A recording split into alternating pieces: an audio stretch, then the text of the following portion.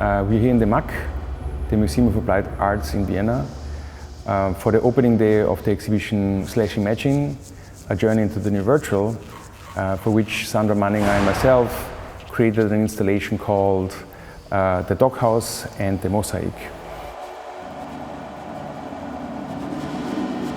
Apart from us starting to understand the technological aspects of what AI can do and cannot do, and how it's built up, how it learns, for example, from neuroscience, and applies this knowledge in mathematics, thus turning them into algorithms, it was really important to us to know that there's not only a technological aspect to it, but there's a cultural aspect to it.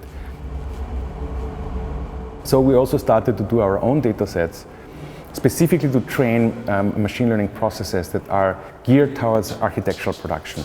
And this was an important step for us to be able to understand we can do our own data sets, we can label those in particular ways, and they will provide us with a possibility for an interesting architectural result.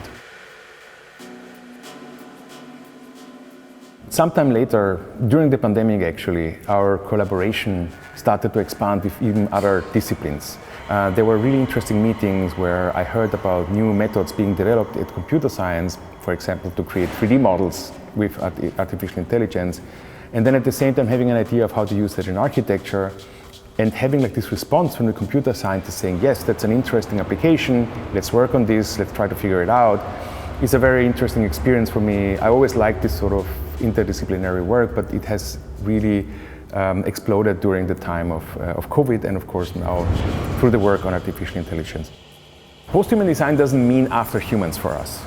Post-human design basically just understands that for the design process, it's not necessary anymore that the human is on top of a design pyramid. It's rather a field where a variety of different players contribute to the design. And that's what we also can do really well with AI, because it allows us to really go to the source of certain ideas and implement them in the design. A fun comment that I heard was that the picture looks like a painting from a distance. Just when you come closer, you start to notice its computational origins. Generally speaking, the installation for us is this combination between the technical abilities that AI bring along and bring into the art, and specifically to architecture, and the theoretical, philosophical, ethical implications that also are part of it.